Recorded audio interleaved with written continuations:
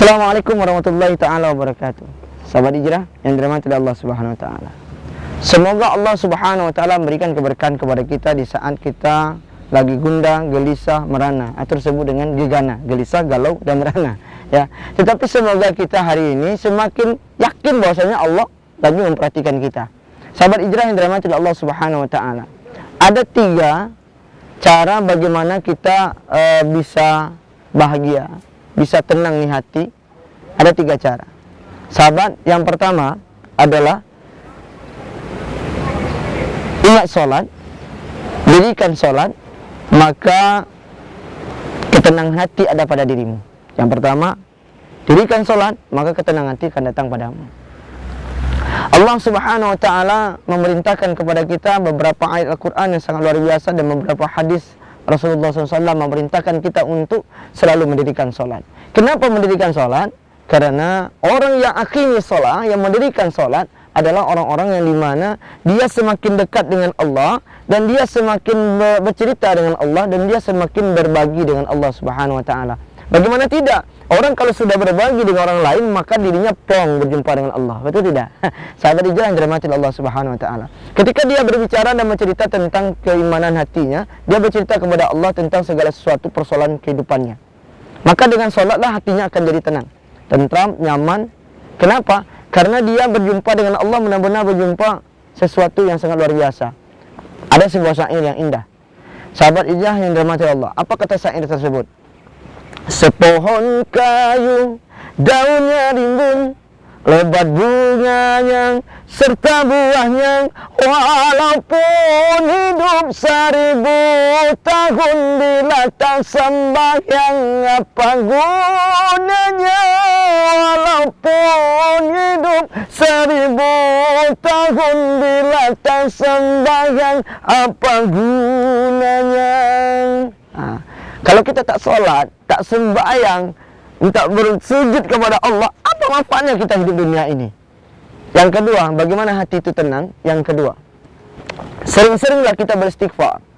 Karena kalimat istighfar ini, yang seperti yang dahulu saya sampaikan, kalimat istighfar ini kalimatnya simple, kecil, tetapi banyak sekali maknanya. Banyak sekali makna di dalam kalimat istighfar, sahabat hijrah. Maka Allah Subhanahu wa taala memerintahkan kita.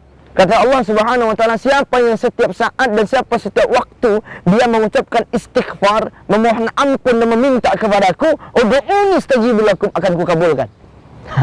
Selagi kita akan bertanya, bermahami, pasti Allah akan kabulkan segala dosa-dosa kita, mengabulkan segala doa-doa kita.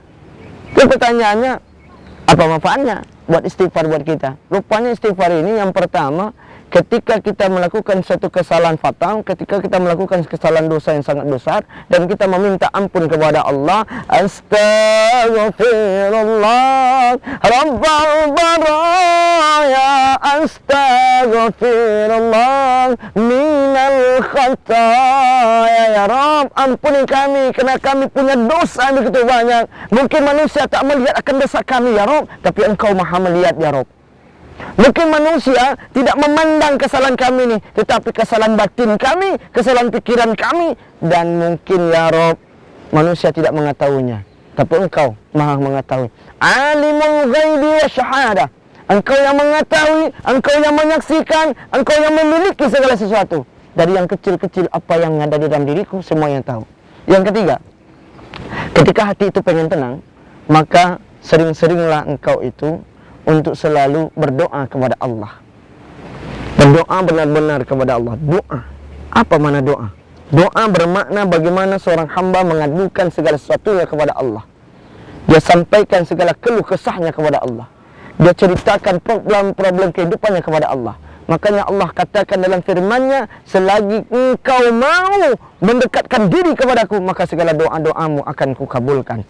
Maka oleh sebab itu, sahabat hijrah, 3 konsep tadi. Yang pertama, dirikan solat. Yang kedua adalah beristighfar. Yang ketiga, berdoa.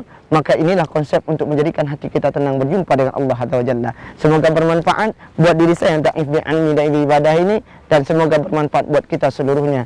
Assalamualaikum warahmatullahi ta'ala wabarakatuh.